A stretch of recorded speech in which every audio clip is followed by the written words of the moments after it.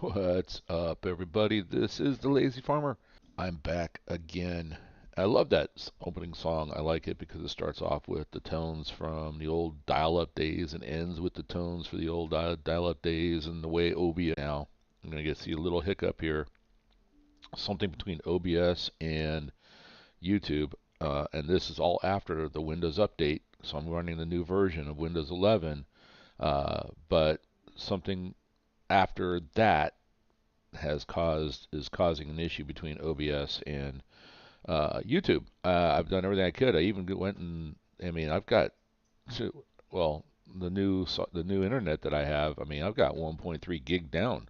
You know, almost 500 meg up. So it's not that. So it's something somewhere between OBS and YouTube. Can't figure it out. So I'm going to apologize right now.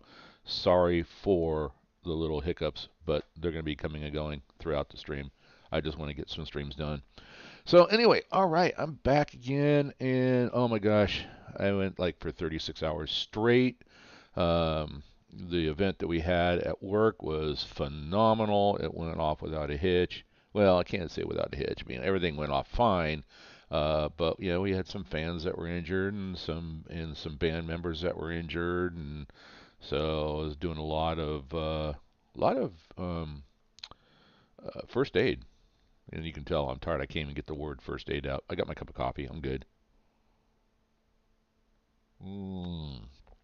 And also, if you guys don't know, I got my coffee. I got my Keurig sitting right here next to me, so I don't even have to get up and go get coffee anymore. So you're gonna might even hear that running here if I decide to go for a second cup, which I usually do. All right, let's get started on this. This is the A768. So I did some flat switching on it off stream. I got home real late. I just couldn't get to sleep, so I figured I was going to do a little bit of Run8 and get things ready.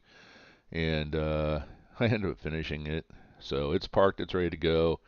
So that entire string of cars got pushed over the hump and was all mixed up, kind of like what these are over here. And in the mix, these three cars. Let's see, let's pull up there so you can see them, get some tags up. All right. So we have an A720, an A767, and an A772. These are all locals. And I still haven't figured out what yard goes to what yet. But these cars over here are, this is the receiving yard. I got a whole nother A768 sitting right there. And that needs to be pushed over the hump. No new trains have come in yet, but there are a couple that are heading this way. So we'll see if they make it. Oh, I take it back. Oh no, this one's been sitting here. There's a 784, 750. So that's all good. And then we come over here. Here's the hump yard. So what I'm going to do before we get started on heading out on the local, I'm actually going to grab, let me relinquish the train that I had and get this one started. So what I want to do is I want to grab those three cars that were over here, attach them to the end of probably that string right there, and then get that string started going up and over the hump. And then we're going to head out on the 768. That's my intention today. I want to look at the hump controller, make sure we're on the right one. Let's enable that. All right. So these are all outbound cities. We haven't picked up anything from any industry, so we don't have anything going outbound. But then these are all the new, I think these are all new locals and stuff that are part of the bald one. That's why I have them set here. And then we get down into, there's A768. A772 right there. All right, I need to go back and look at those cars. Let me write those numbers down because I already forgot them. I want to make sure that I have those locals in. Whoa. No, good enough. Okay, so that's it. Where's my pen? Who took my pen? Yeah, when my kids were little, I could always blame them. If my pens were missing, I knew it was them. I would go. I wouldn't even holler for them. I'd just go in the room. There they were. But Dad, I needed that pen. Yeah, well, go get your own. No, that's all right. It's all good. I miss those days. Especially my little girl, man. I miss the days of like chasing her down the hallway when she's 2 years old. And now she's getting married. She's got a good guy. So, all right, back to the hump controller. Whoa. And sometimes the fly mode, the drone. I shouldn't have put those jet engines on the. There we go. Just got to be in proximity to the hump controller. There we go. All right. So 720, A720. These are all, now all these here in the lower list were on the depot's site. There's A720 right there. Okay, good. There's that A767, good. And then A772, good. Okay, so I don't know why those three cars ended up in that string for A768 because I have that. I mean, there's enough tracks here in Waycross. You can set it up any way you want, and I did not go with the depot configuration. By the way, speaking of depot configuration, I do this because I printed them out and I make little notes on them.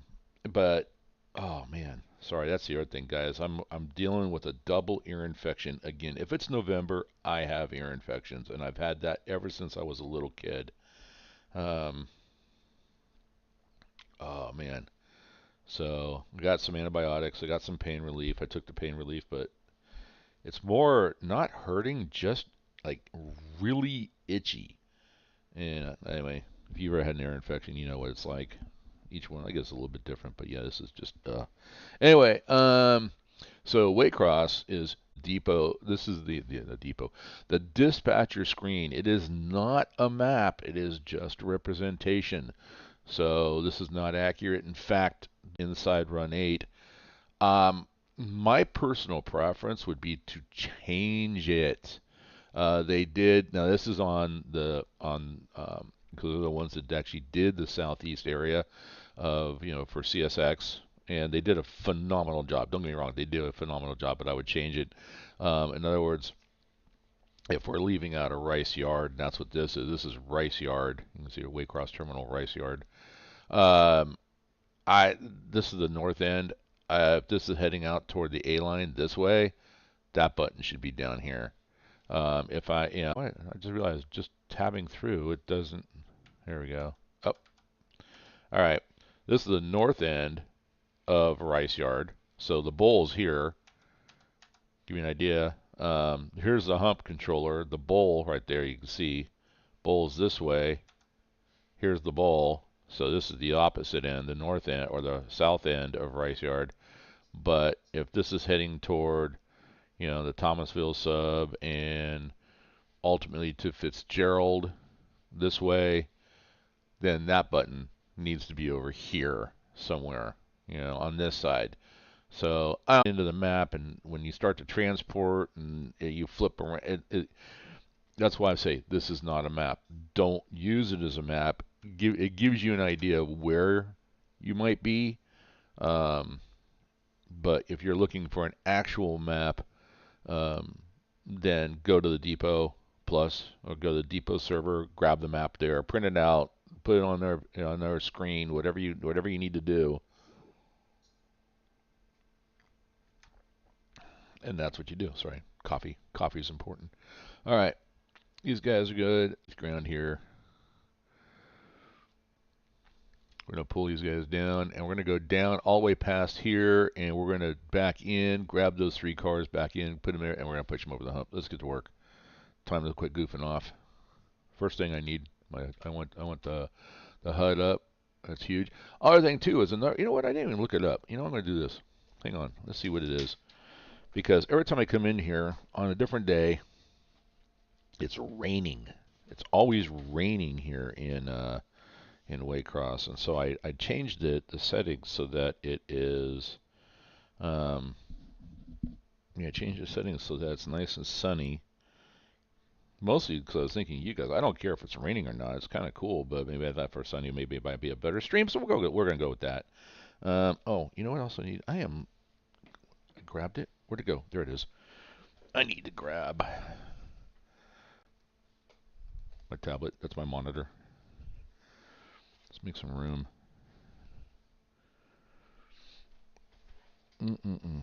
Oh. Yeah, 36 hours of no sleep. I'm still a little punchy.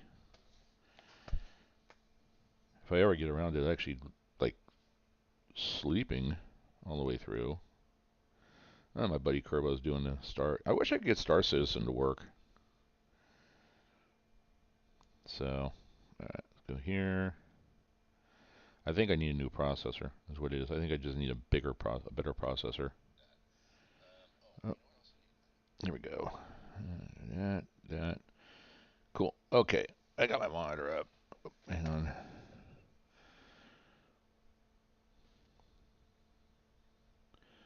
There we go. All right, now I got chat up, got the monitor up. We're good to go. All right. I'm gonna move some things around.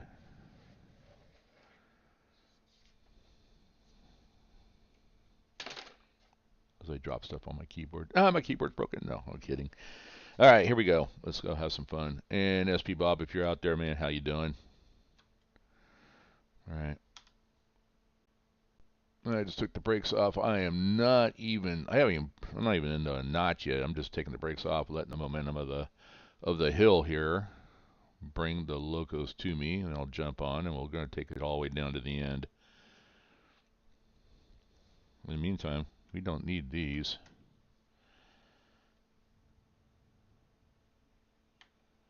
Here we go.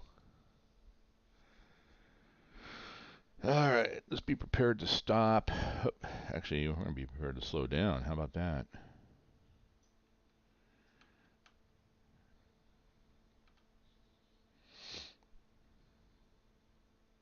Actually, I'm seeing already a switch that we need to come to a stop. Let's go ahead, hit the independent, get up there.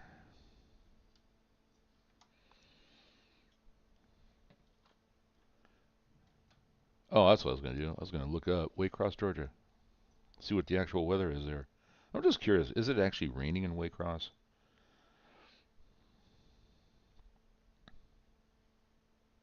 Why am I pulling a map up? I want the weather app. Hang on, I'm looking.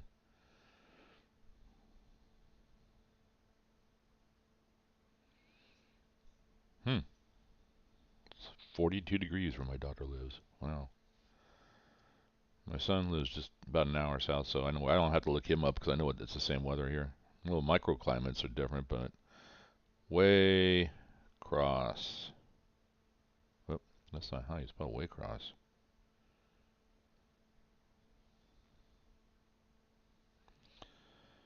"61 degrees and cloudy, but no rain." So the game was actually fairly right. They don't get rain until Tuesday, Wednesday, Thursday.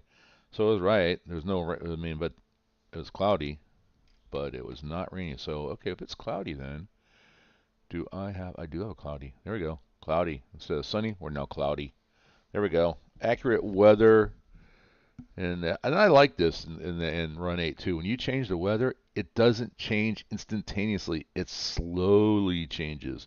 When it was raining and I put it to sunny, it took probably about 30 seconds for the clouds to go away. See, look at the clouds are starting to show up, but it's slow. I like that. All right, let's continue on. I need to find an empty track, I think. Let's go take a look here. Okay, I have an empty track right here on R9. So we're going to go down receiving R9. Come all the way down here. And we got to continue up to this switch here and then back down to T20.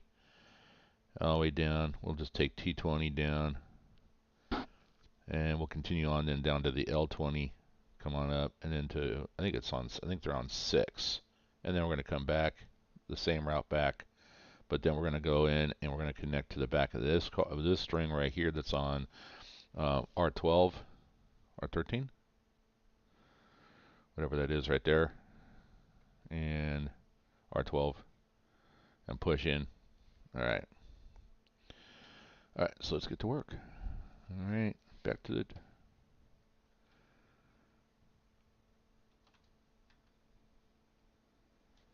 Well, I turn my volume up a little bit so I can hear it.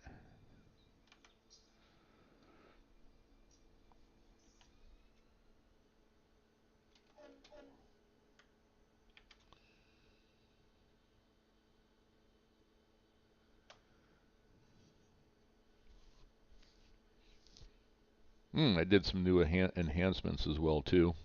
I'm working, trying to find some different horn sounds and different bell sounds. I think I found a couple. And not on these though. This horn I like. I like this horn. The bell. Basic. I like it. Alright, we're going to go ahead. Let's notch up. I'm going to stick with 10 yards. 10 yards. 10 miles an hour through the yard. There we go. Slow speed set to 10. Awesome.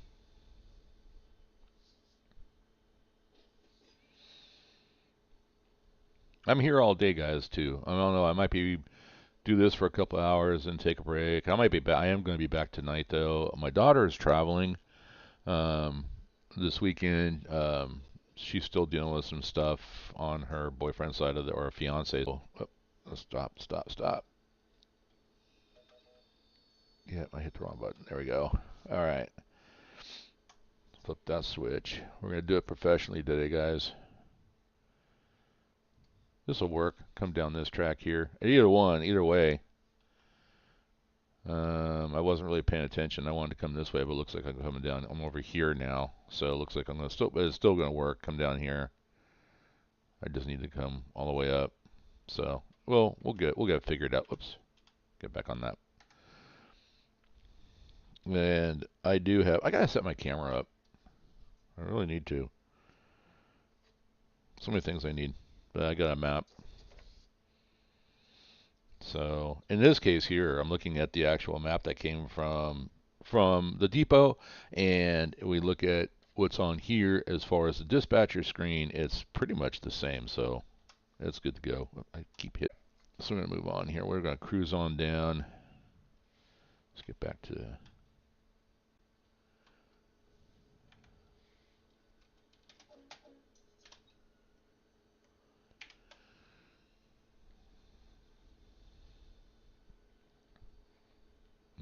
coffee.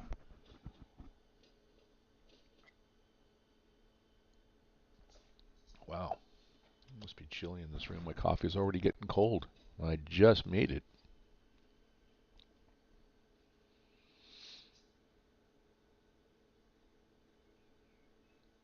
So that string that I'm going to push is another A768. So that'll be an off stream, getting that ready. Because I'll be honest with you guys, as much as I love streaming and helping you with Run8, be honest with you, sometimes I just don't. Well, I just want to be by myself. My daughter does the same thing too. Yeah, we were. I was actually when I was off stream, setting up the Run8 to go out. She was playing Lord of the Rings online. That's how she and I stay connected. We get together and talk about anything and everything, and sometimes we'll stream it. I might stream that tonight, as a matter of fact. But she's traveling, so I don't know if I'm going to be on my hunter, because I'm running around. I need to go take care of some deeds, but I'm going to do that with her, because she has just entered Mordor. Familiar with Lord of the Rings Online, or just Lord of the Rings at all. She has entered Mordor. I'm pretty much done with Mordor, and I ran around the Morgul Vale, and now I'm in Minas Morgul. Minas Morgul, that's, if you remember the Lord of the Rings movies, the city, or yeah, the Citadel that shot the green light that belonged to one of the Nazguls. So that's his home there. Anyway, yeah, that's Minas Morgul. That's where I'm running around inside that game. And kind of when I hit the new area, they dropped. This game is 16 years old and it's still going strong. Honestly, and I don't know. I think if you're a huge fan of J.R.R. Tolkien and the works that he's done, yeah, then come live in the world of Middle Earth, or Land of Middle Earth, or whatever you want to call it. I guess it would be the world of Middle Earth. In Lord of the Rings Online, come play. And I'm on the Crickhole server, so if you guys want to, you can come join the farmer as he's running around on his character. I got many characters, so crafting is not an issue. I can get you taken care of. Anyway, so we're just cruising through the yard right here. This is actually a little slow for me right now. You know what? I'm going to take slow speed off. Yard limit's 15. We're going to get a little closer to the 15-mile-an-hour yard limit. 12, 13, 14.1 is good enough. There we go. Plus, I got some engines I got to strip off. So this string of cars to my left, they have still got the locomotives on there. And the locomotives that are in the shop, I need to pull those out. But yeah, it's not. I got. You know what? I need to set a schedule. That's what I need to work on. And I have a feeling Sunday is going to be my day to work on. Well, work on the what do you call it? My spreadsheet. Work on uh, work on my schedule for Run8, and then somewhere, somehow, some way, work in other games as well too. So it's not going to be strictly a Run8 diet. There'll be some other things, whatever strikes my fancy, whatever I feel like playing. But pretty much, I'm down to two main games: Run8, Lord of the Rings Online. I do a little bit of War Thunder. That's free off of Steam, guys. I played that with a buddy of mine from work. He wants me to go spend money on it. There was a big sale they had, and I just couldn't do it. I don't know. I looked at it. I mean, it's an interesting game. I like it. Don't get me wrong. I don't dislike it. I like it, but I don't think it's. I don't think I want to invest any money in it. Run8, yeah, I've got a lot of money and time invested in it, but as much money as I put into Run8 to get all the DLCs, um, as much as I play it, for every hour I play it, it reduces. Well, actually, I was going to say that wrong. I was going to say it reduces my return on investment, but that's wrong. You don't want to, you want to increase your return on investment. But I guess my return on investment is just fun. If you love trains, I mean, this is the simulator. No scenarios, okay? No scenarios. No no missions. Just pure railroading. Um, and I mean, kind of had a little bit of downtime at work and thinking about like all. As a ham radio operator, I was thinking about that. How the school I work in, we don't have an electronics class. How interesting that would be to have an electronics class and start a radio club. So,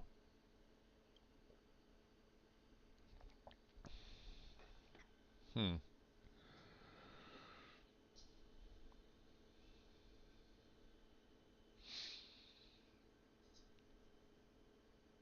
So far, I have to admit, I think I like what I'm doing right here. It's one railroad industry or one railroad company, CSX. Southern California is great, guys. Don't get me wrong. Southern California is great. But I like the southeast and the northeast because it's green. Um, and there's two different companies, railroad companies. You have Union Pacific and Burlington Northern Santa Fe, whichever you prefer. I kind of lean toward the Union Pacific side of things. You can focus on one of those companies, but I mean I think the secret here, and this came from another YouTube video, that how should I say it? YouTube content provider. There we go. That he raised up the the AI spawn rate. Raised up the time rate to its max to 1 hour. That's the you can go from, I don't know, as quick as you want, like every 5 minutes or whatever it is, every minute, every 5 minutes, and you can overload yourself if you're a single player operator like I am.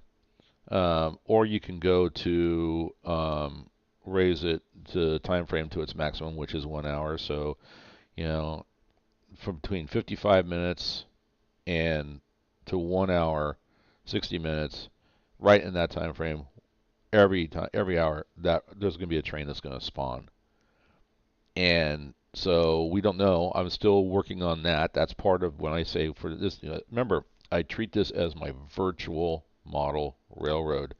And the scenery side, if you think about what a model railroad, how to set one of those up, you got your cars, you got your engines, you got your track, and then you got your scenery. Okay, well in Run 8, scenery, and that's with air quotes, scenery is setting up the industries and setting up the trains that spawn. So if I want to have a train, I mean, I definitely want trains passing through the yard, coming from off the map, going somewhere off the map. That adds life. So, okay, let's slow down here. Notch off. Let's take a look at these switches. Down here at this end of the yard, these are all computer controlled, so I'm going to have to get involved with auto here. Alright, independent brake coming on. Yep, that one is set against us. Okay, let me take a look at the map and see where I'm at. Okay, we're going to come up. I'm going to look at the dispatcher's map. Okay, why is this one blinking?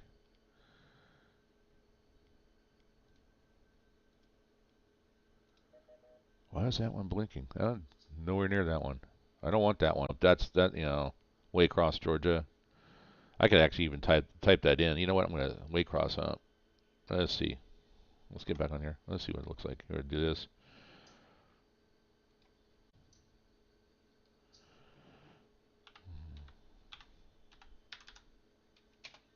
Yeah. Why not? Right? Oh, look. Waycross up. Okay.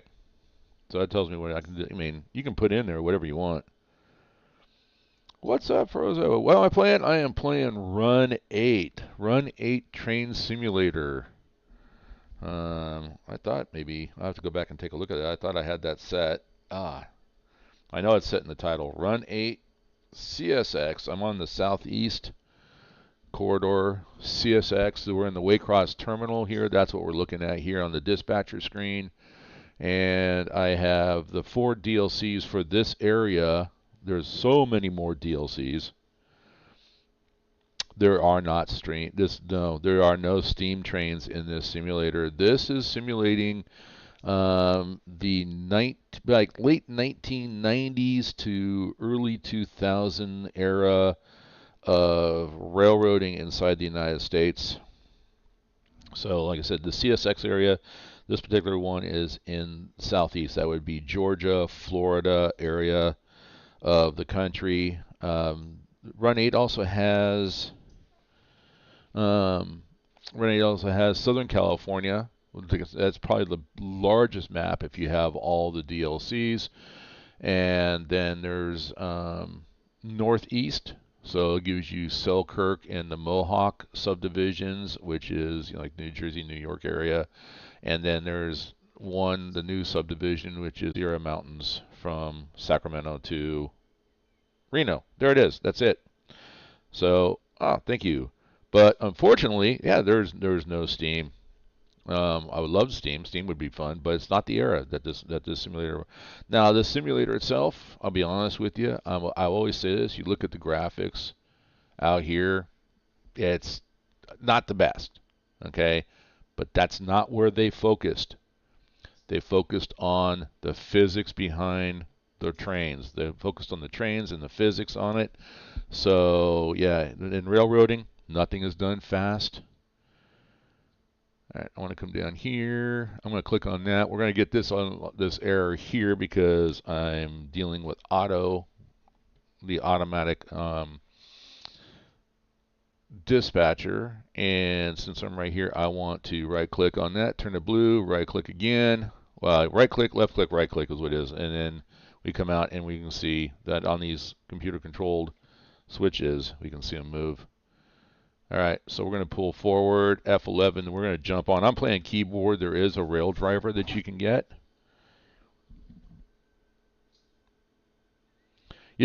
For trains and railways, I'm a train nerd, I'll be honest with you. Where I work, literally where I work, Burlington, Northern Santa Fe is on the south side of where I work, and we're talking several blocks away, but I can hear them because it's wide open, nothing but fields. And then on the other side is Union Pacific. And I love trains. I like watching trains and just trying to figure out how they work and the logistics. And I will tell you that Run8 will teach you. It has a huge learning curve. It really does. That when you buy the base game, when you install it, there's a directory that is installed that has a whole lot of PDF files. Read through those PDF files. And I will give love to this guy right here. There's a YouTuber. He hasn't really streamed him a whole lot lately, but NS Horsehead SD70, I think was his name. Um, when I first got Run8, I spent a lot of time watching his videos. His videos are version 1 and version 2 of the simulator. This is version 3 that I'm on, but he is an actual railroader. He works as a conductor for Norfolk Southern, and I learned so much just watching his videos. So, and like I said, so I give credit where credit's due. All right, we're going to come off of the independent brakes here. So right control page down does that. And I'm going to take off slow speed. So left control C will do that. Take off slow speed. You'll notice the SS right up in here. And of course it says slow speed off. We're going to go ahead and give it a notch. Two taps on the horn, letting people know, and there's nobody around. Then we're moving forward.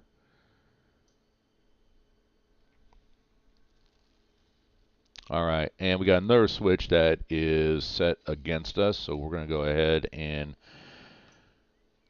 notch up and notch down. I'm sorry, come off the throttle, and we're going to go ahead and come to a stop and go back to our dispatching screen. So this is where I'm at here, but I need to right click, right click on that. So we're going to be going straight, and the same thing here. But what I want to do is I need to get up over to this switch, come up here, and then we're going to come back down onto the T20 here, and then work our way back down.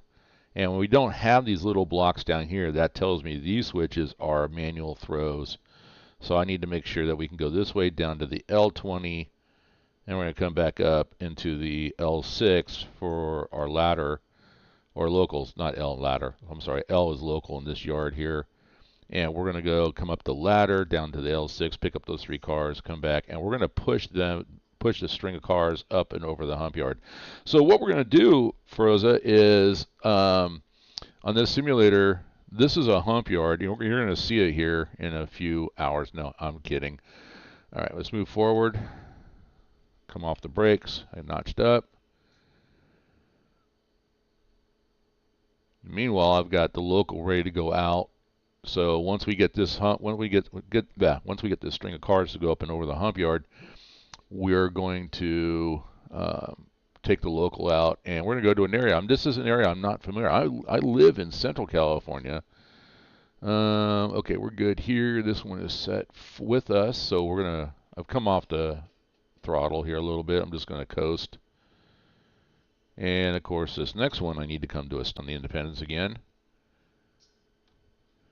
We have a unit train 105 spawning right now in Kingsland Sub. So I need to make a note of that, guys. Sorry. These are ones I'll come back. I'm not going to do it on stream this time. I just want to know Kingsland. And sub northbound U105. Okay. So basically, I want to go take a look at that train because, like I said, if you guys know me, anybody who's been following, if those trains are spawning and they just they say none with no destination, I need to go change those. All right. Yep. Oh, look at that. Now I do that because sometimes they'll flash. In this case, it didn't, but that tells me right here the gray one is where I'm at, so I can't flip that one. So I'm gonna go right click, left click, right click, and there it is going to change, and you can see them moving. That's exactly what I want. All right, let's move forward a little bit. Get back on this side over here. F11 or E. Either one of those will get you to ride the train. I'm also a train nerd, but I like steam engines more. Plus, I still watch Thomas the Tank Engine. That's why I'm interested in trains. I love it. Oh my gosh, you just brought back a memory. Um, yeah, when my kids were little, Thomas the Tank Train came through the town we were living in, and of course, I mean they it's not it was non-operational, so there was a diesel engine behind it, and that's what would push. But it was still seeing for my kids seeing Thomas. I mean, the eyes would move, and it was all kind of cool. And then of course they had the cars that went with it, but in the middle was So for me as an adult, it's like seriously, you can make one that's like that would actually work, even if it like simulated steam, and yeah, I don't know, but it was still cool for the kids. It was still cool. So I just remember that. And Tom, that's great. Man. I love trains. I've always loved trains. I had he's long past now, but I had a godfather that was a conductor for Southern Pacific, and I grew up next to Southern Pacific lines. It was a little branch line. Oh, this was in the San Francisco Bay Area, and the line was part of the old Northwestern Pacific Railroad. And that's, like I said, I didn't know it when I was a kid, but when I would hear the trains coming, I used to go down and watch the trains go by, or sit up on the hill and watch them go by, looking at them from down, from above. And Godfather, he had a model railroad. He did everything in N gauge though. So if you're not familiar with it, you have HO, which is probably, oh my gosh. I mean, I would go over to his house and just play with his trains, and then he'd have a bunch of his friends come over and they would do operating sessions. Um, and that's where and these guys were all railroaders as well too. It was so much fun, and ever since then, I've always wanted my own model railroad, but I never had room to do it. And then I found Run8, but all these simulators are they're scenario based, and so it's like for me it was almost like just as soon as I started to get into the scenario or what I was doing, it came to an end, and I can just continue. Run8 is complete sandbox. I mean, you can take it as, oh my god, I gotta pull the map up. Sorry guys, hang on. Whoa, come to a stop. Get back on Independence here again. Where am I? Coming out of there. Okay. Oh, okay. I think I know where I'm at. So I'm here. I need to come back. So, all right, whoops, wrong key again. So I need to let me get off there because I got to see where I'm at. I got to come back. All right, come forward. Come off the brakes.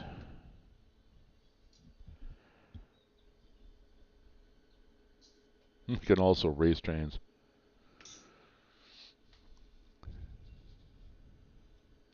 Whoa, stop notching. Come to a stop.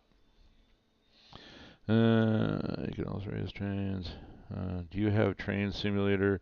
It's like the game but you can choose from Steam, Diesel. I don't have Train Simulator. I don't. I think that's what I'm trying to explain is I'm probably doing a poor example of it, but that which one did I have? I can't remember. Oh, that was it. I finally was looking for a Train Simulator. I had everything I was reading. I had settled on this one train simulator, and made. The company decided that they were going to walk away from it. And of course, that train simulator was Microsoft Train Simulator. So, yep. Okay, that's where I'm at. I know where I'm at now. Okay, never mind. Hang on. I just go. Perfect. All right, let's go back into here. Coming down. I need to come down to the T20, so I want to flip that one. Come down to T20 and make sure these are aligned. This one, the third one. Okay. I should be good. Let's get back on here. We're going to get into reverse. Actually, I want to make a mistake. This is something that happened off stream the other day, guys. Um, I had excessive coupler angle. Oh, we're good. Excessive coupler angle in 3 different locations on that A768 train that I was building. It was, yeah, it was something interesting. But I got out of it. I didn't have to cheat. Didn't have to replant the. Let's see. Watch LaserJet. Didn't even know. Awesome. Okay, I'll check it out. All right, here we go. Let's go into reverse. So I'm going to go back into reverse. And we're going to give it a notch, come off the independence, and I'm going to set slow speed right here since I'm going to be making my way through the thing. We're going to do about 5 miles an hour here. There we go, slow speed set. You can see the SS right there, and of course there's the indication I'm set at 5 miles an hour. And as we know, slow speed will actually keep your engine speed as long as you're on the flat. If you're going downhill, it will not use your dynamic brakes, your independent brakes, train brakes. No, that's on you. This is just so you don't have to feather the throttle at all to maintain 5 miles an hour on a flat or 10 miles an hour or whatever you have it set to. So, yeah, that's what I want to do. I want to go here, go there. We should be good. Okay.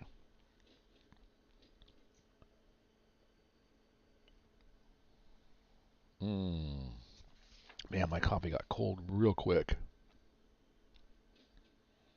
All right, we're going to be crossing over here to the local 20. That's this track right down here. This one will head out, and we'll eventually be going out that way as well too.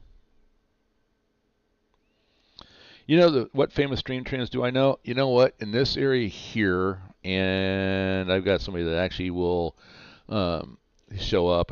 Maybe he's not around today because he might be busy, but his name is SP Bob. And he is an older gentleman because he remembers seeing this steam train in operation. And up in Sacramento, California at the Railroad Museum, there is a steam engine and I got the camera sitting here. I gotta pull the pictures up and get them up so I can share them with you guys. I will do that. You know what? That's my commitment. I will do that today. But there's the most famous steam train that I know is going to be Civic. I think there was maybe 1 or 2. There's only 1 left now, and it's a static display in the museum. But it is a cab forward steam engine. And it was built specifically going over the Sierra Mountains during wintertime. And so basically, most of your steam engines, the cabs are in the back of the boiler. This one was in the front. It was so that the engineer and the firemen and the brakemen and look for, avalanches that might have happened or places where the track was buried with snow. It was developed, for safety reasons. So, all right, we're going to slow down here because I think that switch is set against us. Let's see. Nope, we're good. We're good. All right, keep it going.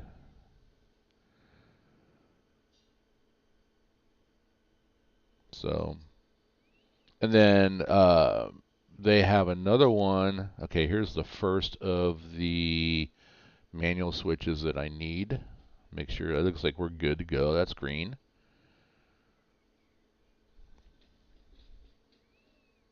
But it'll be the third one that I need to diverge. So, but in fact, my daughter, I gotta grab that video too. My daughter sent me a video in Carson City. There's a railroad museum. That's in Nevada. And Carson City is the capital in Nevada. So, and then there's I want to know, I gotta find out if they actually finished it, but it had fallen into disrepair, and they were in the process of rebuilding it. But their plan was to be able to ride a steam engine from, or the train driven by, pulled by a steam engine from Carson City, Nevada, up the mountain to Virginia City, Nevada. And she saw something and she pulled over because it made me think, made her think of me. And yep, there it was. And she sent me the video. It's on my phone. I have to get it sent to me. So, but it's, huh? You know what, Froza? Thank you so much. You're right. It's so nice to talk to a train nerd. My friends and stuff, they don't get me at time because I will actually be doing something and I'll hear a train and it's like, hmm? Same thing like with, honestly, bagpipes do it to me as well. Because that's my Scottish ancestry. And I think it's my ex, when we were married, she didn't understand it. But it's like, it's a Scottish thing. All right, we're going to flip this switch. I need this one, and we're almost there, guys. And this is the train right here that I'm actually going to push over the hump. So I'm going to go grab the cars, and we're going to tie into the end of this one, because that's what these locomotives do. That's they're set to push over the hump. And we'll see. And Frozen, you're going to see how this operates, because I don't know. I could be wrong. Don't get me wrong. I'm not saying that it's absolute. But I'm not sure of any other train simulator that actually simulates a hump yard the way Run8 does. So, and everything is configurable.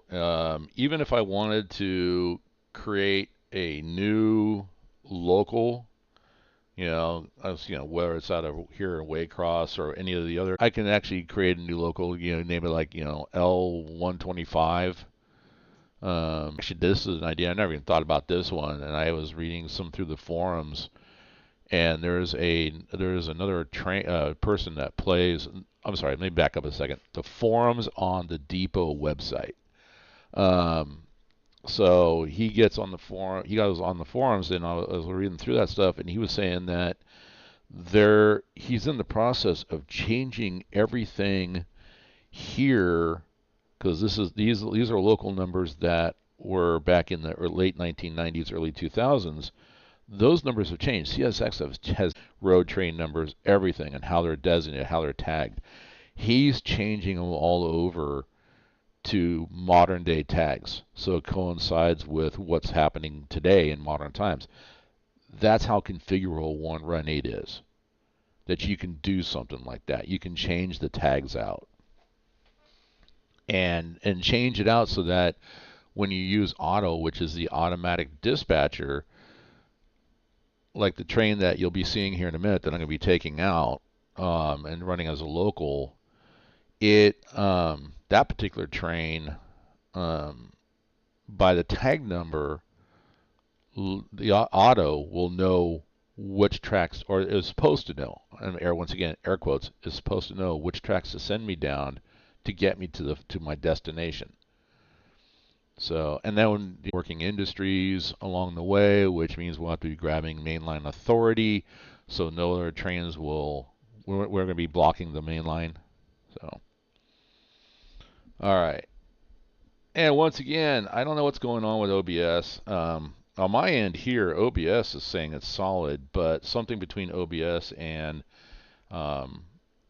YouTube, it keeps disconnecting and reconnecting. So you guys, if it's a little staticky, I really apologize for that. So I think I should add that into when I redo my description. All right, I need to get to L6. There's the train that we'll be taking out right there. The cars I need are down here, though.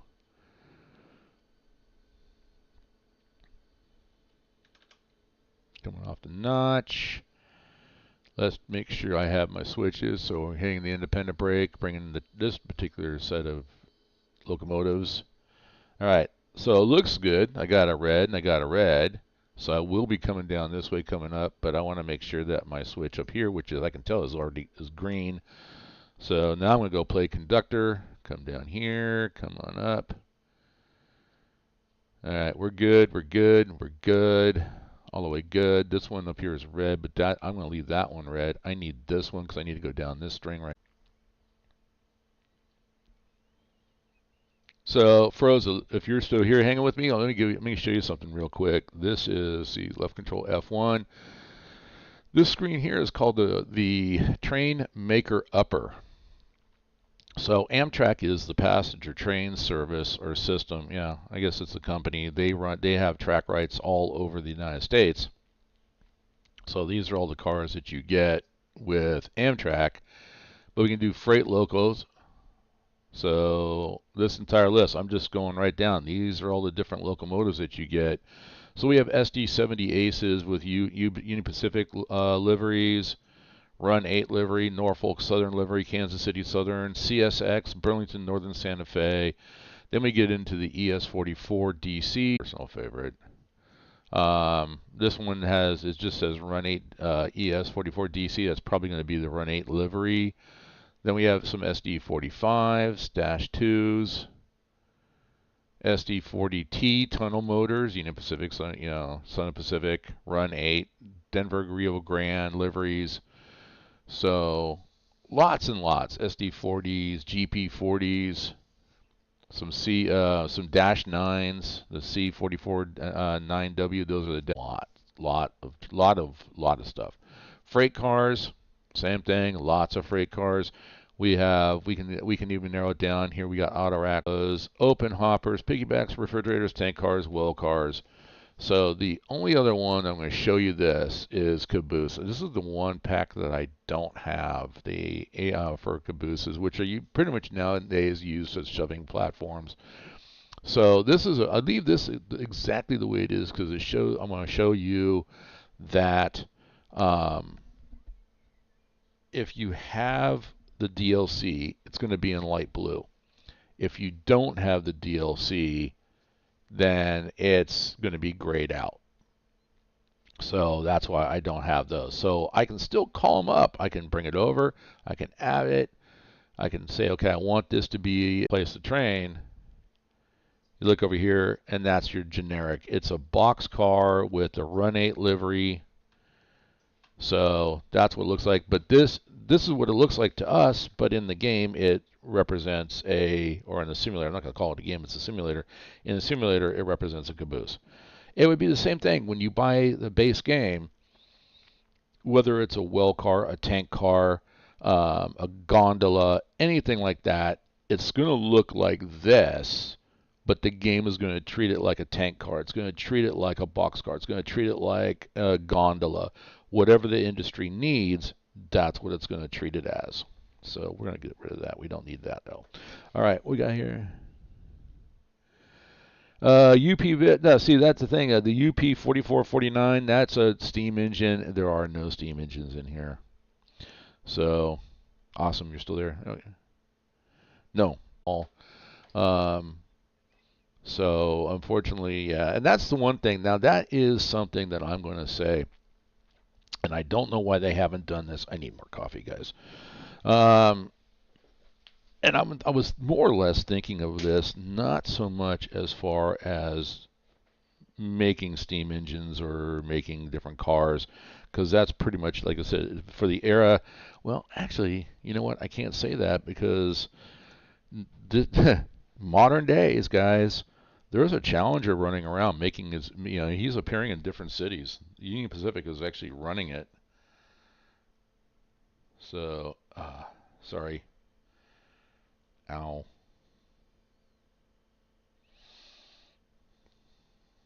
Dealing with my ear infection. Sorry, guys.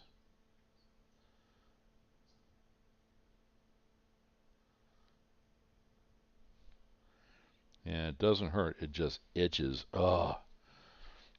I guess that's my mom used to say. If it's itching, that's a sign it's healing. Leave it alone. Okay, whatever you say, Mom.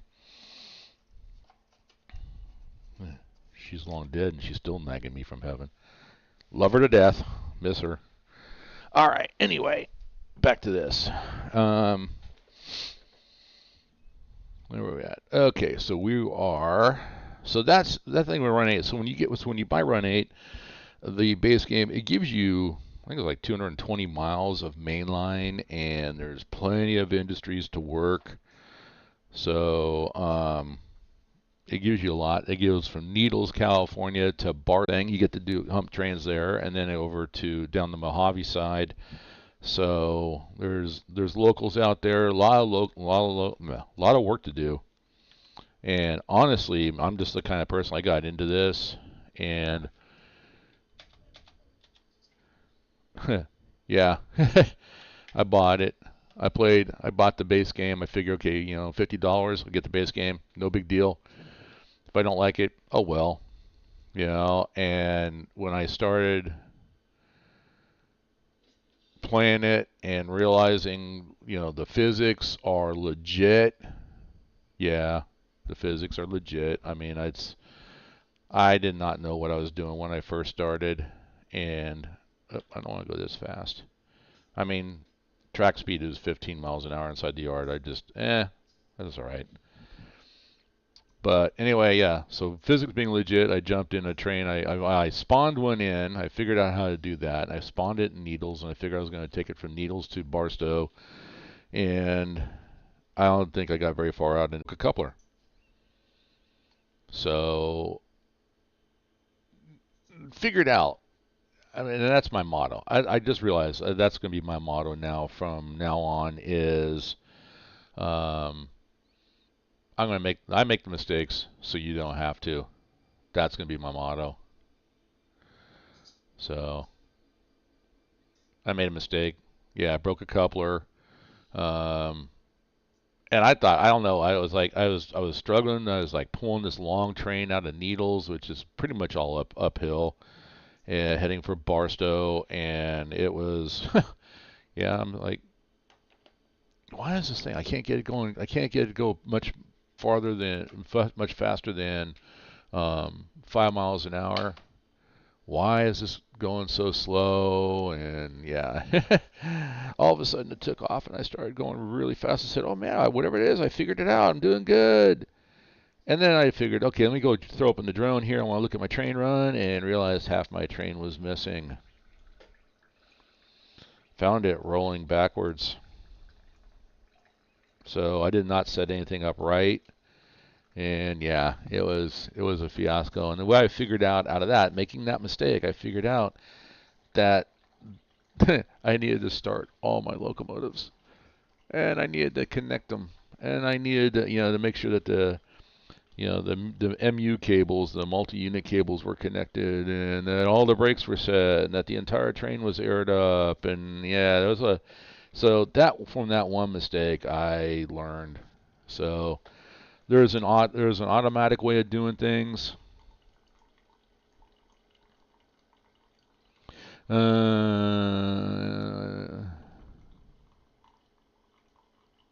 Oh, maybe, yeah. I mean, I think you're right, Frozo. It is sad, but I mean, I'm starting to see more and more steam engines still being used. So you bring up an idea that I might just have to. Well, let's see. I can tell you right now that it was in Denver. It was outside of Denver. There's a railroad museum there. They have a big loop and they run a steam engine around there. So there's a place you can go see steam engines run. Union Pacific, they are running. They're running a Challenger. My buddy actually, because he knows he's not really that big into trains, but he knows that I am, and they're running a Challenger, and it's supposed to be coming. I think in a couple months, coming to the Virginia City or actually Carson City area. So he was like, well, he goes, man, if you want to go, I'll go just to see that big steam engine do it. He goes, I'll go. So they're running it around. Then of course I talked about Carson City. I mean it's not just like a big loop. That steam engine, the Virginia and Truckee Railroad, it's if they rebuilt it, we're talking it's probably I think like a good 30-minute ride to go from, I'll have to look it up, but to go from Carson City, Nevada to Virginia City, and that's by steam. Every so often, the Sacramento Railroad Museum will run a steam engine on their excursion, but that line is it's actually going under construction right now. It's being redone. The tracks are being completely redone. That particular line, it goes back to the late 1800s. So really, I mean, there's a lot of a lot of interesting things. So I think they're still doing some steam around. You're just not going to see like major freight line, major strings of freight being hauled by steam. And that's I have to agree with you there. It's kind of sad. All right, so you can tell I clicked on the coupler. What I'm going to do is I'm going to close the angle cock. I want the air to stop so I can air these cars up. We're going to go down. Okay, same thing. I can do connection and then make sure they're open. And I like to, typically make sure both sides are open. So, but if we leave it disconnected like this, we do have a cheat. I'm going to show you that here. Under trains, we go down here to F7. So this is the menu, F7 air brake cheat, and we can set it however we want. I have it set to just, as you can tell by the check mark, to just connect all the air hoses in a long string of cars. If the string of cars aren't that long, I'll walk and do it manually. But I can hit F7, whoops, F7, not F3, F7, and you can see up here, air brake cheat, air hoses. All the air hoses are connected now. I don't have to look at them. I just know that they all are. So, but then I still need to come down here and make sure that my, all my air angle cocks are open. I know the back one's closed. So what I'm going to do is I'm going to do partial. And the reason I want to do partial is because I want to make sure that I'm not dumping the air real fast. Of course, it simulates in real life that they slowly open the angle cocks up, but we go to partial, and then I wait for it to get below 70, and I can go to open, and now I've got air going through all these trains here. Now, if I dump the air, then what happens? It goes into a PCS fault, and if we get inside the cab, so this light right here will start flashing. And there's a process we can either do the F7 cheat and it fixes it, or if we use the process inside the cab, with the train brake and then with the independent brake, making sure we're in neutral. So like right now we're not in neutral, so I can move. You can see I can click on it. I can move this if I want. I do it by keyboard. So making sure we're in neutral and then set the brake, and then we just got to make sure that when the light goes out, we've cleared the PCS fault. So now will those gas and oil tankers explode if you crash? That would be something that happens in like Derail Valley. That's actually kind of funny. The explodey boys will explode. Actually, I've had 2 derailments in Run8, and those derailments both of them were just the cars landing on the ground. So there's a way to get those back on the track. But I've never had an explosion, and I don't think that that's modeled here in Run8.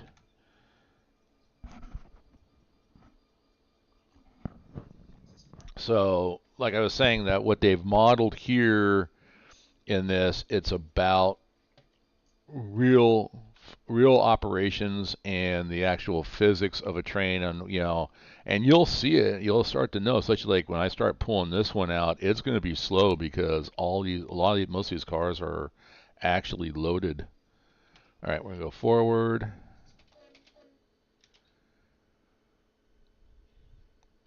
Let me get the.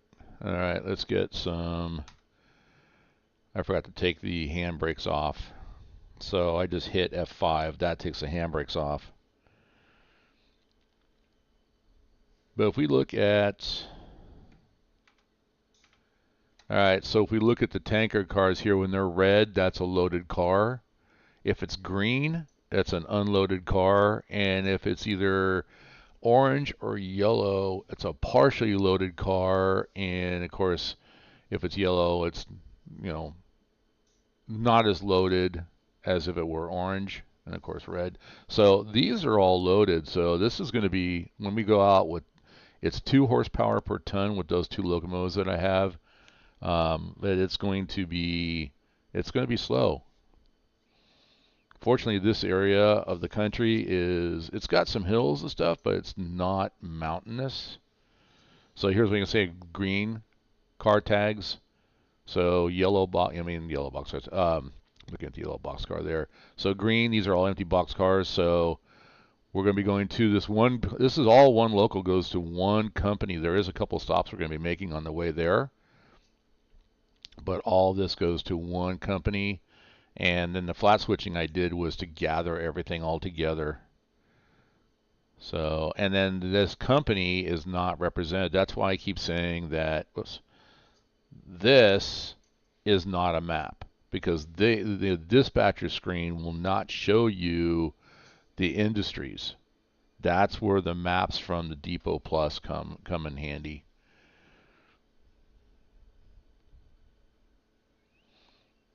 So, and this plays in real time as well too. So if it were to take, if you say you went from, I'm going to say from Waycross here to Fitzgerald. I'm just going to throw that out there. Waycross to Fitzgerald. If in real time by rail it takes you 8 hours to get to from point A to point B, in Run8 it's going to take you 8 hours. This plays in real time. So, all right. Where's my map? So I'm going back up. Oh, I grabbed the wrong one again.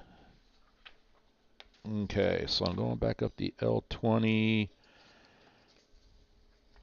And we're going to go up here. Okay.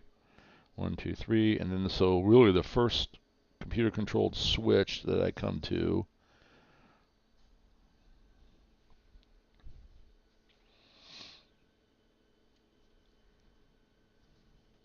And then you're going to see it. And we'll show a little bit of the hump yard working. And hopefully it'll work good and it doesn't stall out on us as we're taking the other train out. So, of course, I have to say this again as well too. If you do like the content, please like, subscribe, and follow. To follow me, get notifications, share if you got friends, family, complete strangers on the street. I don't care if they like railroading, trains, anything like that. Please let them know about Run8. If you want to tell them about me, that's fine. I got students running around where I work. They're telling other students, "Hey, man, follow his channel. It's a great channel. It's fun." But honestly, I'm more concerned about building the Run8 community. This is an independent. This isn't a major company that's doing it. They get people that actually made Run8, where their real jobs are driving trains, conducting trains, or maybe I think a couple of them drive truck for, or do something for a railroad company, but they love trains, and they're like me. They couldn't find a simulator that truly actually simulated what it was like to drive a rail train or run a railroad. So this is like being on a model railroad.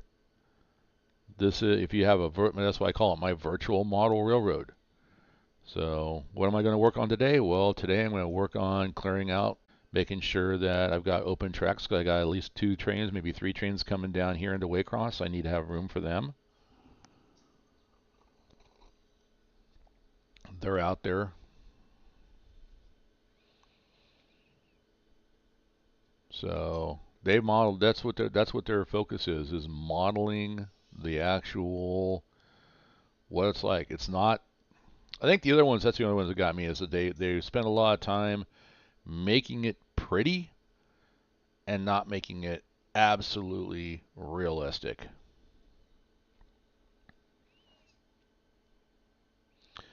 You play Farm Sim? I play Farm Sim too.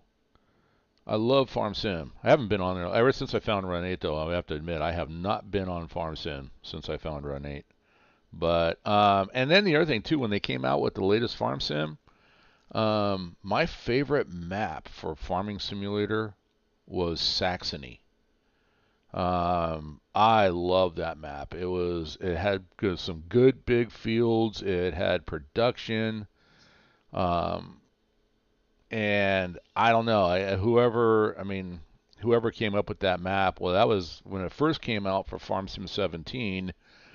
It was great. I mean, it was really great. I think they did a fantastic job.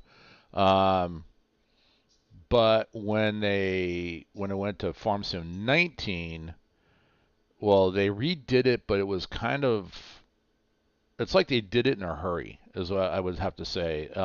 It was kind of a little bit on the quirky side. And then, of course, the latest version of Farm Sim came out, and they're not even bothered with it. Oh, I need to come to a stop. Train brakes. Come on, stop, stop. All right. Oh, you know what? Now it looks like it. Okay, I didn't even pay attention to the light. I was looking at the points here, and that, so we're good. I need to get past this switch, and we're going to back in from here. So, all right, let's come off the brakes.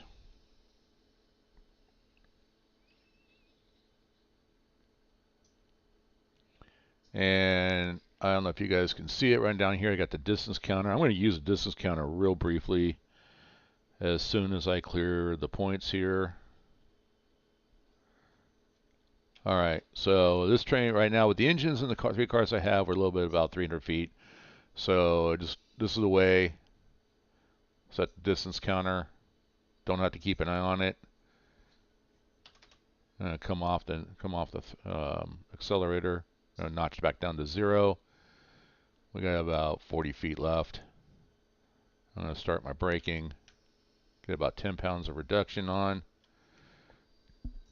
Train brake. Slowly coming to a stop. We've cleared the switch because the counter's gone to 0. All right, let's jump down.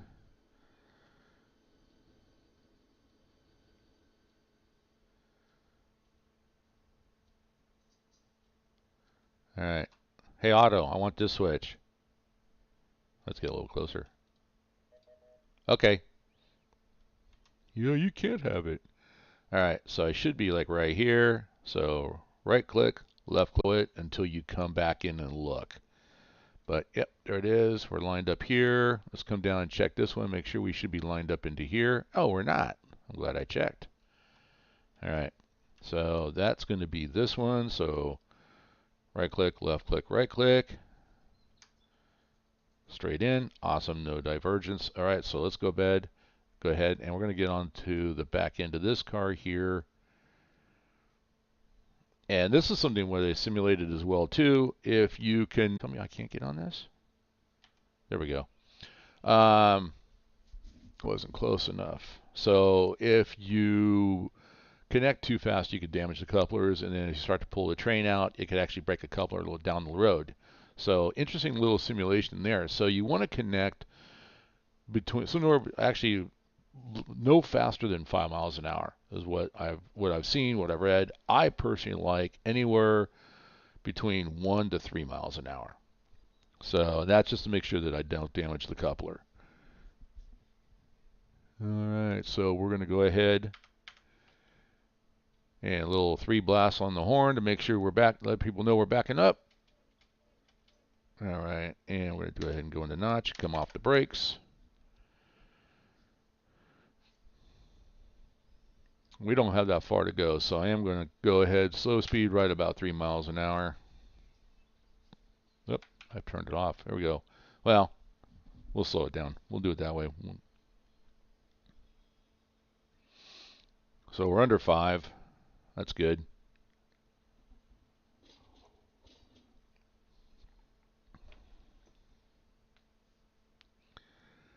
So we can simulate this as realistically as we want, or just move forward. And you're gonna see it here. I'm actually going to let the AI take the train and hump the train over the yard. So when I tell the AI to take over, basically the AI in essence is going to walk the cars. They're going to make sure that all the air hoses are laced up, that the train's aired up, whatever it needs to do, or they'll bleed the cars. That's the other thing, that usually bleed the cars, no air. So, because it takes air to apply the brakes, it's opposite of what a tractor trailer would have on the road. The opposite of that. So it takes air to apply the brakes. So you would bleed the cars, and then just let the locomotive push them up and over the hill, and the hump controller will pull the pin. Everything's done automatically. So, and that's the thing, I do it that way so I can go off and do something else, like take a locomotive out of the yard, or take a train, not a locomotive, but take a train out of the yard. And that's what I'm going to do. So you farm mostly barley and cotton. What I do with Farm Sim is, since Farm Sim ultimately is a economic game in the long run, there's no end to it. You don't beat the game, so but I guess you do if you become wealthy, and if you end up buying without any cheating. That's the thing. You can cheat, you can get money mods and everything else. Going to go ahead and start notching off. Let the speed's going to slowly drop off here. Apply a little train brake. By about 3. That's good. All right, we're connected. All right, now that is against railroad rules. You cannot ride a car back as it's connecting. You got to be clear, and that's just for safety. So same thing. I'm just going to go ahead and I don't know why. Okay, so anyway, so now we're connected in. You can see we're connected here. We're way across hump. We've got this entire long string of cars. So if I do Control F12, it puts me at the very end of the train. Here we are. And what I want to do is I want to run the tracks. I want to make sure my switches, these are not automatic switches. These are manual, so auto cannot technically control them. We'll make sure that they're set up so they will go back and push this string of cars over the hump. All right, that one's going away. There we go.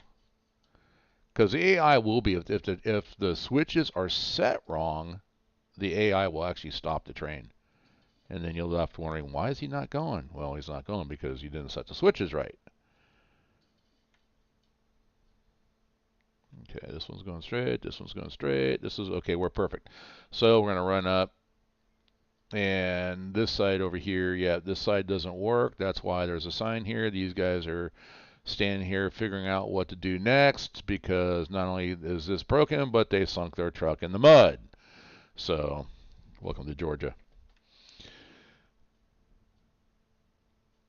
But all we really need is one. So the next thing I do is left control, and F6 brings up their hump controller status is enabled, auto pin puller is enabled, and the reason we want it's disabled, this one, wax hump, this is from the depot.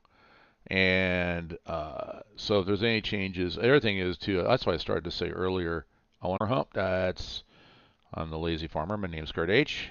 So this is my programming in what I've done. Go ahead and enable it. All right, we're good to go. So now we're going to go to F12, which will left control F12 brings us to the front of our train. And what I'm going to do here is I'm actually going to click on that. We get the notification here, CSX 8999. There it is. Actually changed, says Waycross Hump AI, so now we know the AI is in control of it. If I click on it, I don't have the big menu, but I can stop it. I can stop immediately if I wanted to. You just heard him. 3 blasts on the horn. He's going to start pushing back. So Shift F12, left Shift F12 goes into drone, but we'll activate the drone. Shift E, and we're going to go ahead and fly all the way down here. And I'm going to sit here and watch. You guys see, this is the bowl right here. These are cars that I've already pushed over the hump. Oh, I got one here that might need to be, I might need to trim this one. So we're going to sit here and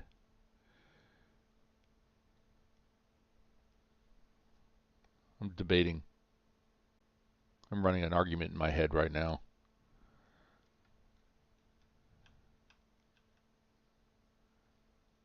All right, so he's pushing back. You can see him. He's already pushing back. So the AI is taking over this one. So we got A766. There it is. That's the industry JRC. A766 KMS. So these are the locals. The local number is A766. So we've got several yards. And once again, this is Fitzgerald subdivision purchased. Waycross subdivision, which is this yard here. Then we have the A-line subdivision, and then there's the Baldwin. The new Baldwin yard just came out, and there's some industries out of that one. Well, in those 4 DLCs, 3 subdivisions, maybe 4, there are 1, 2, 3, 4, 5, 6, 7, 8, 9, 10, 11 yards, 12 yards. I forgot to write down Baldwin. There are 12 yards. Not all of them are hump yards. This is the only hump yard or classification yard. But there are 12 yards. Out of those 12 yards, there are several different locals. So what I'm doing is this one-man operation is I'm building the locals here, and then the idea is to take them to take those, via road train, take those locals out to the different yards. So if I'm going to say run or to road train that will go from Waycross north to the Manchester yard, well, it's going to go through the Fitzgerald yard, it's going to go through the Oglethorpe yard and stop at the Manchester yard. I will have that train built with cars that are for locals that run out of the Fitzgerald yard, that run out of the Oglethorpe yard, run out of Manchester, and it'll drop those cars as we're moving down the line. And then those same engines are going to come back to Waycross, but they're going to stop at Manchester and pick up cars that need to be sorted. And they're going to pick up cars at Oglethorpe, and they'll pick up cars at Fitzgerald and bring them back here into this receiving yard, at which point they'll get pushed over the hump and classified out into trains that are either going to go off the map. They can go from Waycross to Chicago, to Cincinnati, to Birmingham, Alabama, wherever. So that's the beauty of Run8. That's why I think it's better than any other train sim out there. Is there a speed limit? Yes. What happens if you go over the speed limit? Nothing. Ain't there normally a train at the back? It depends.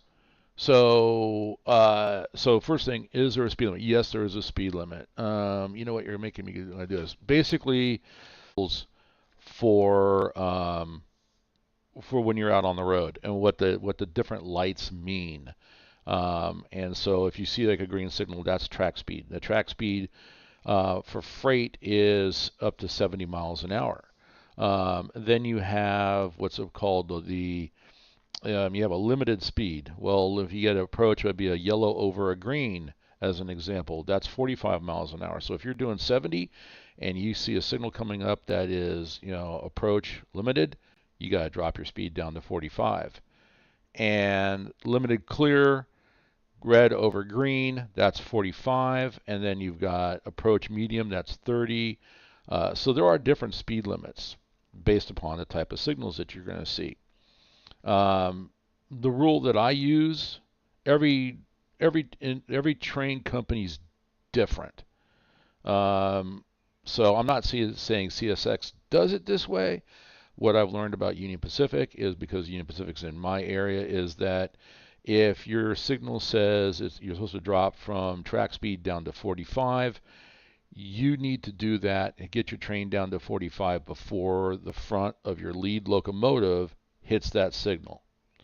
Now you're in a 45 mile an hour zone and you look and see a full green. Well, that means you can go back up to track speed again.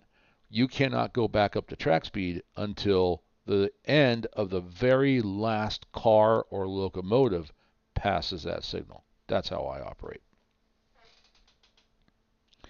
I do too. I wish I had more subs, but you know what? I've only been doing this for honestly a couple months, and it maybe a couple 3 months off and on, kind of as a hobby. I'm doing it more and more. So anyway, thanks Rosa for hanging out. Thanks for talking. Don't forget to sub, like, subscribe, share, all that good stuff. I appreciate you so much. Have a great day. Hope to see you again soon. All right, so I can tell he's starting to slow down. So what that means, he was pushing, yep, and we look at the cars over here. They're going over the hub. So we're going to watch a few of these cars go, get sorted as he goes over the hump. He's slowed down.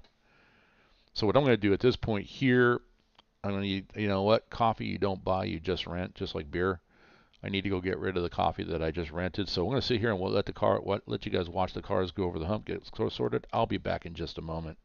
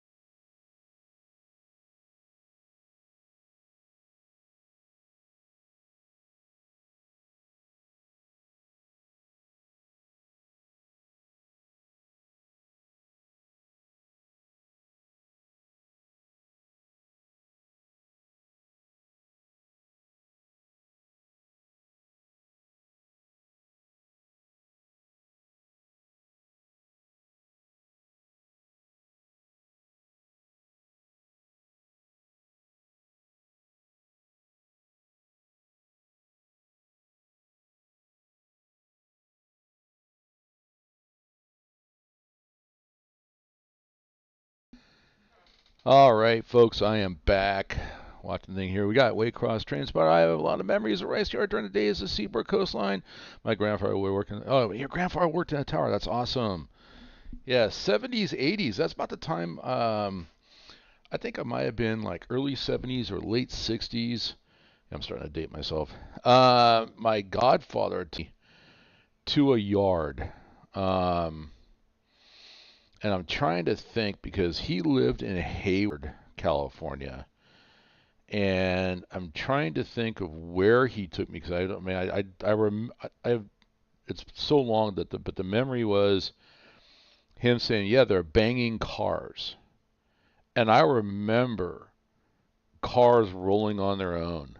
down I think so. I think it had to be a hump yard. So I don't know if he took me to up to Davis Yard in Roseville, or where they were doing it, or if they were flat switching. At which point they might have been kicking cars. But yeah, it was something. I mean, and that was just like I was like really just overwhelmed as a kid, and yeah, it just it was amazing. It was amazing. I'm like myself because I don't know why I never went to work for a railroad, and I should have. Now it's not for lack of trying though. I did go look and I tried. I mean, I followed the teacher's advice when I was in high school, and I made calls to BNSF. I made calls to Union Pacific. Like, how do I go about? I need to learn, and I never got a call back. So, and that was a teacher's advice. I should have gone a little bit more aggressive. I look back now, and that's why I tell my kids. I look at my mistakes and go, "This is a mistake I made. You might want to do something different. Go find if you have to go to an office somewhere and talk to somebody face to face. Do it." Found out later, all you need is a high school diploma. That's it. So unless you want to get up into the administration side of things, and then they're looking at MBNAs and all that kind of stuff. But if you just want to if you want to be an engineer or conductor and work with the equipment, yeah, you just need a high school diploma. And then I found out later, and this is well after I got divorced, that where I lived outside of Sacramento, I think it's in the town of Yuba City, if I remember correctly, there is a railroad school. Because I talked to somebody, and I found this out by this guy coming in where I worked at. I worked at an office supply as a manager, and this guy came in, and I said, just one of those things. Hey, how can I help you? And he was like, well, yeah, I need to make copies of my resume, and I started looking at his resume, and I'm like, wow, wait, uh, you went to a school for trains? He goes, yeah, it's outside of Yuba City, and I think it's outside of Yuba City. I'm just saying that. But he goes, yeah, I just finished it, and then I just got to Kansas City to be trained on their operations, and yeah, I'm like, wow. So, um, wish I had known about that. So, all right, this looks like it's moving pretty good. I think I have everything set, the controller set. If not, I'll get a notification up here in the upper left hand corner if something goes wrong or whatever, and I might have to bop back. So let's go ahead and fly over to our local. We'll let those things go. If anything, I may end up with a long string of cars right here that will shut down, and these ones here too. Hopefully it won't, but if it shuts down because they're too long, well, then so be it. That'll be another thing. I'll just let them sit.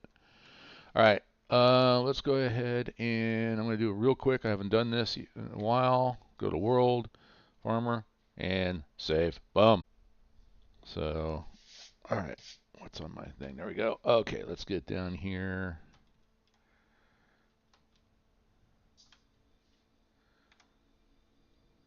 These guys have been warmed up all day. All right, how we doing? Oop, wrong key. I hit the wrong key. There, we're going to do that. Okay, I know I did everything right here. So let's take a look real quick. Left shift and Z. We're going to okay. So, wow.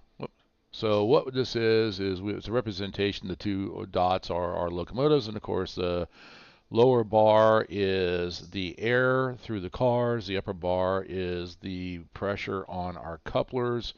White is no pressure. Yellow, red, purple is a lot of pressure. We don't want to get into the purple because that is where you're actually going to start breaking couplers.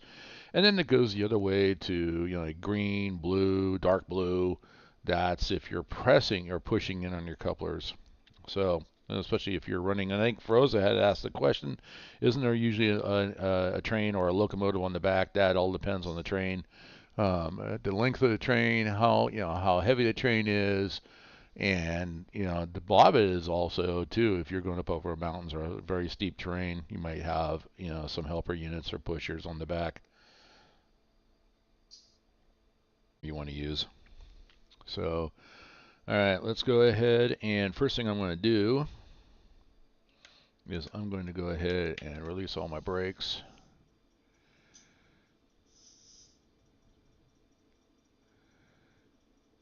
All right, you can see here everything's turning white. Got a couple of cars in here. Now I like version 2, I think it was what it was. These were like little dashes. Did the same thing, reacted the same way, but at least you could kind of count them to see what cars they are. Because I believe, and I don't ever really do it, but I think if you pick a car, if you click, is it right click? Nope. Is it left click? Double click? Thought you could click somewhere and actually flag a car. I don't know. Anyway, I thought you could, but and basically bad order a car is what I was looking for. I thought there was definitely a way to do it.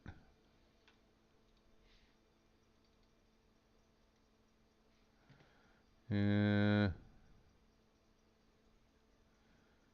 You got your defects down here. Dragging equipment, anything like sticking up out of it, whatever. But you typically, if you go over a detector, it's usually dragging equipment or lock brake. I've actually had brakes locked up. This will turn purple and will drop down here.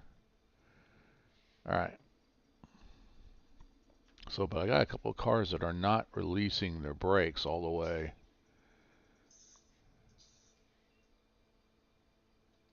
Be nice if we click that too. Maybe I right click it? No. Every time I right click it, just puts it right in the center of the screen.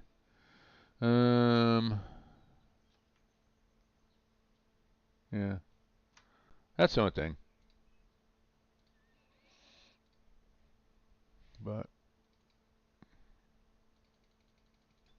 anyway, thought there was a way to bad order a car. I'll have to look that one up. Maybe when you're in a server, because some things work differently when you're on a server than when you're not. So, all right, let's go ahead and I'm going to get on the front end of this thing again because I just want to make sure. Hang on, let me get back on the ground. I know they're not. Left control and W, I get to run. This is good, that's the way, but this one's not. See, I already knew that it was not. All right. We're going to come up, we're going to come up. Okay, and then we're going to go down. Do I want to go down the T20 or do I want to cut over, I mean, the L20 or the T20? Doesn't really matter. Actually, I want to go down the T20. Well, the L20 to the T20. So I'm going to follow that. Yep. And then we're going to get up. I need to get over onto Thomasville, Maine, which is, okay. So we're going to go ahead and pull on out.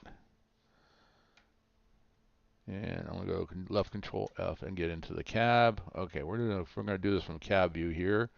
Let me open the window up. There we go, so we can kind of hear things. All right, control and home. We're going to go ahead and apply full train brakes.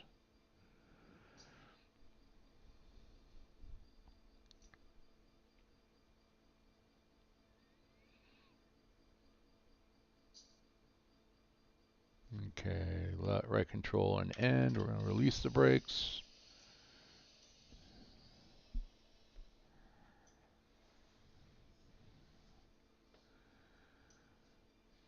You can see the different colors as it's bleeding away. White. Truly, it doesn't, just like it does in real life, doesn't all happen at once. It starts at the front, works its way toward the back. I'm just concerned about these two cars here. Oh, they're clearing up.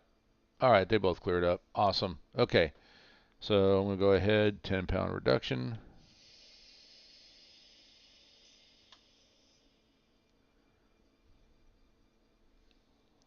ahead and bleed.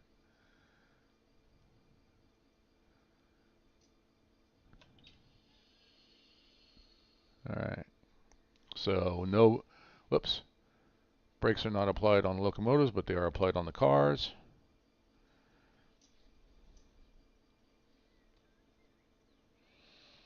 So main reservoir is the red, white equalizing reservoir, red brake cylinders, white brake pipe.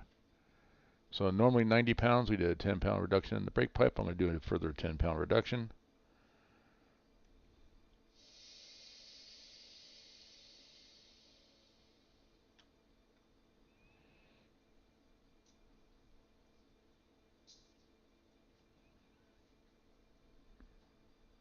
And release of everything. Airflow indicator.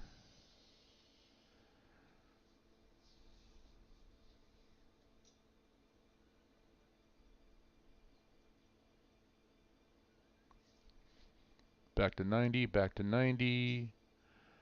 130 on the main reservoir. Brake cylinder. We're good, we're good. Okay.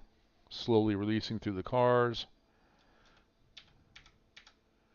May not be 100% the way other people would do it, but what am I doing? There we go. All right, we're going to scroll back a little bit.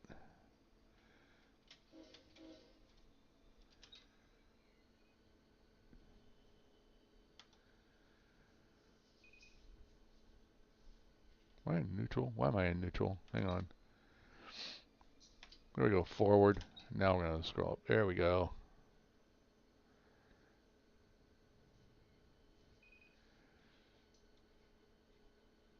Okay, we're in forward position. We do have an EOT, end of train device, or FRED, flashing rear end device, whatever you want to call it. And we're away. I know nothing about this area of the country as far as railroad is concerned. I'm just somewhat familiar with Southern California because that's where Central and Southern California, because that's where I live. I wish they would actually model Central California. That would be actually awesome to see them go from Fresno, the Cowell Yard in Fresno, up to the Northern California and tie into the Roseville map, because there's a lot of really interesting railroading in the couple of subdivisions that they've skipped over. But that's okay. Here we are, Waycross, Georgia, southeast U.S., Fitzgerald, Waycross, Baldwin, which is the new DLC, and A-Line. And we're actually going to be in the Waycross subdivision where we're heading.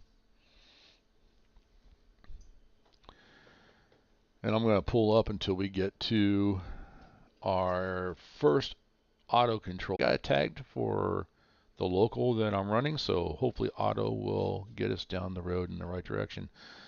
All right, I have a K-Cup for Monday, K-Cup for Tuesday. I'm just thinking about my work week. I can't believe it's Sunday. It's supposed to be a 3-day weekend, and I work Friday and Saturday. 36 hours straight. But it was worth it.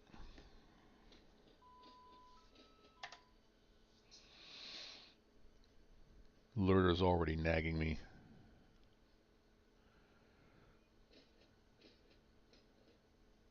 What do we got? 10 empties, 20 loads, 3,000 tons, just under 2,000 feet. It is the A768 local. Majority of these cars are heading for one industry. Let's see. There's my switch list. So Rayonier is where most of these cars are going. We're setting out. Ace Pole, Cascade. Interesting. Cornell. So we got a lot of empties and stuff to pick up. Progress Rail. Whoa, Rainier's got a lot. So we're going out with just a little, coming back with a lot. I'm okay with that. Well, hang on a sec. Let me think about this. You know what? I need to go find Rainier. I need to go look because I need to make a decision. I can do this later. I don't know if Rainier is a big enough company. They should have their own switch engines, to be honest with you. And that was something that I thought about after I did it. I did some flat switching here in the yard, so make switching when I get there, and I didn't consider the fact that Rainier might being such a large company that they might have their own set of locomotives. At which point, to switch or do the flat switching, I honestly in real life I don't think that would happen. What I did here in the yard, I think the CSX would probably, as a company, okay, I got a string of cars that are set for you, Ryanair. I'm just going to bring them to you. I'm going to let you switch the cars. So, which would be interesting, an interesting video to do at the company as well too. So, so I think if I treat this like the real business that it is, I would actually do this. That's what I would do. I would just say, I got, all these cars, this whole string of cars belong to you. I want to let you switch them if they have a switcher. But if they're just a set out, like one or two cars, then that would be different. Then I would actually do the flat switching in the yard. So it would definitely be company based.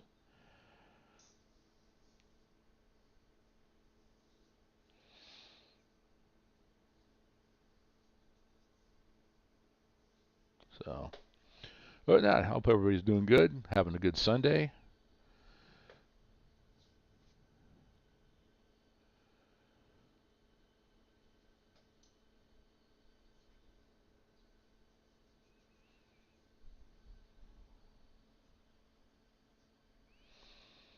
Let's go ahead and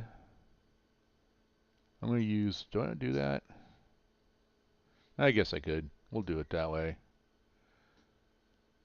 Home controller was shut off, relinquishing AI. Home controller disabled due to error. Rice yard, so her car went wrong way. So there was a car that went the wrong way. Okay. So I'm just going to leave that sit. That means I just got to come back and take a look and figure out what's going on at the hump yard. Something bad happened over there. All right, dispatcher. DS menu. We're going to tone them up. If I wanted to, I could have hit the buttons over there on the radio. They all work. All right.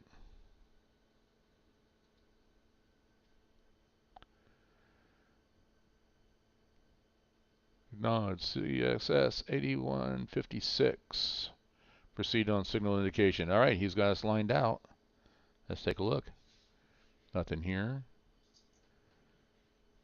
I'm still coming down. I'm not even showing up on this map, or not on the dispatcher screen.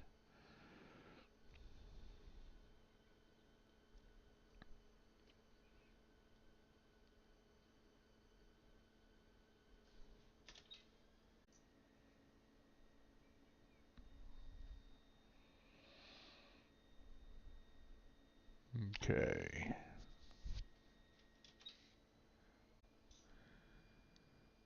We're gonna make these poor locomotives work, but that's their job, is to work.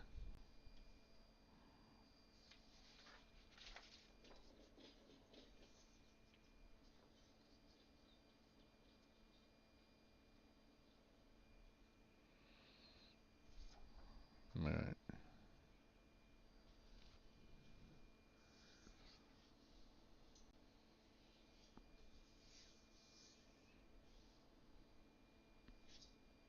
How has this been doing?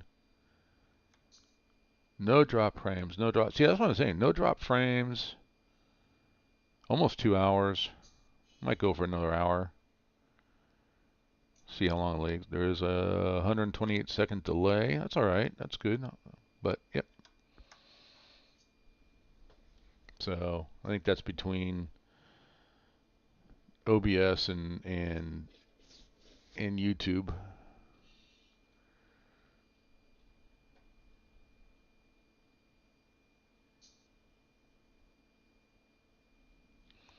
All right, leaving the manual controlled switches, heading for into Otto's territory. Otto, you have one slow thrown against me. I'm not going to be able to stop in time. Why would you do that, Otto?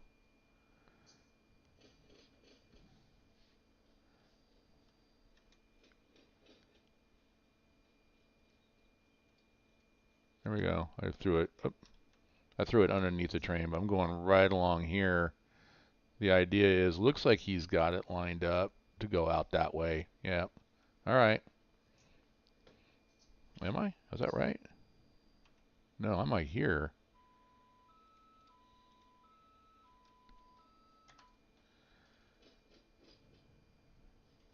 Oops. A little fast.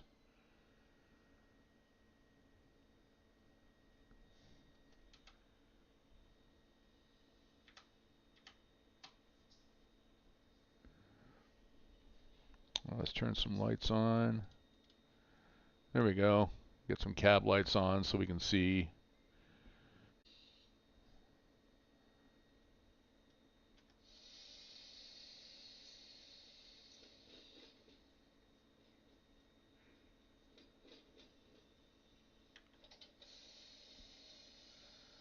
All right.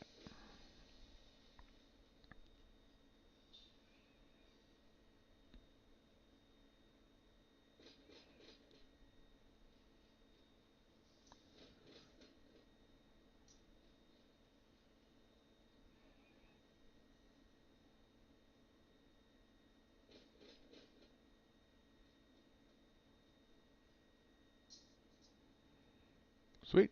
You got us lined up all the way. Nice. All right.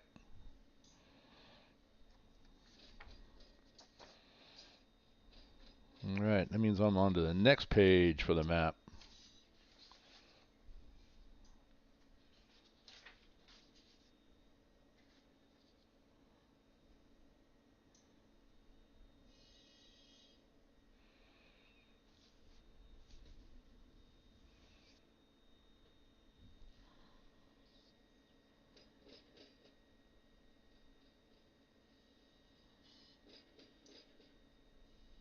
Ace Pole will be one I have to pick up, but that's coming back.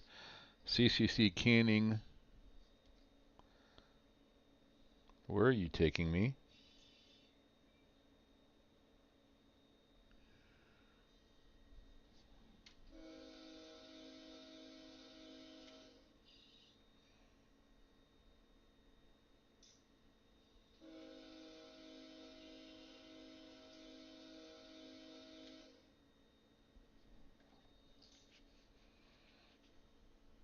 I think he took me down the wrong road.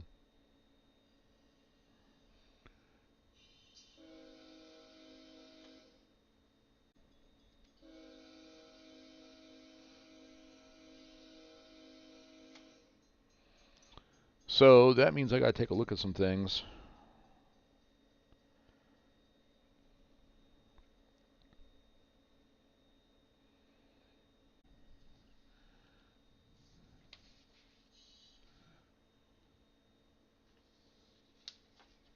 I want to see where he takes me. I have it saved so I can actually go back and start this one over again. But I want to see where definitely want to see where he's taking me, because he went down the wrong road. He didn't take me down the way I wanted to go.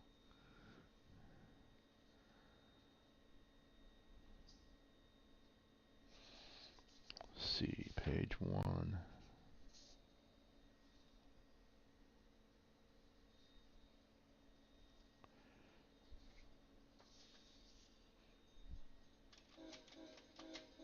There we go.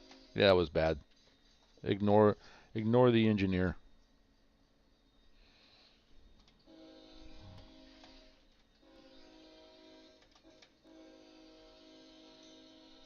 Yeah, I'm grabbing.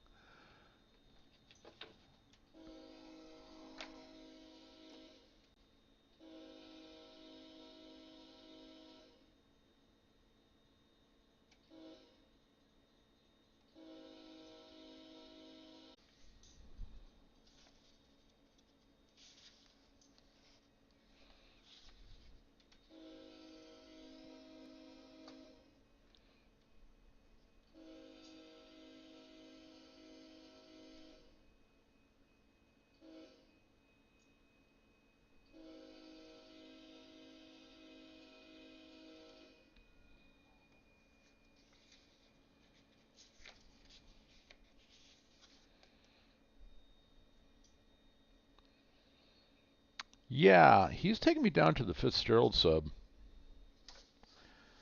So,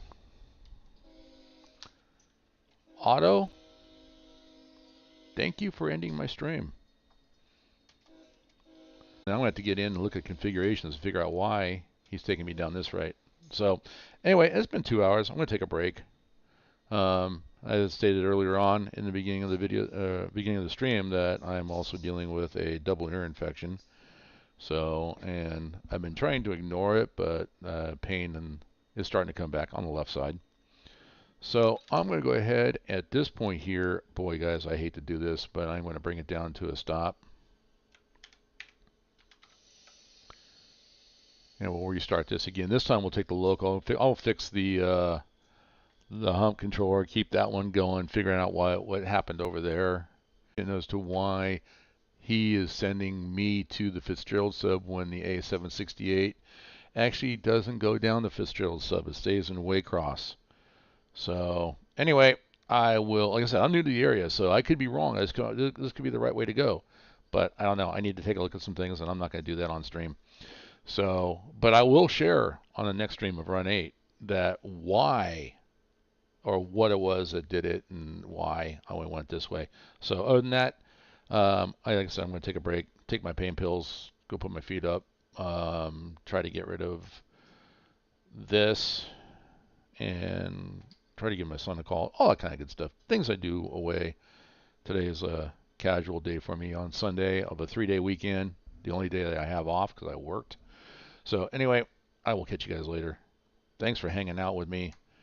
And once again, I make the mistakes so you don't have to.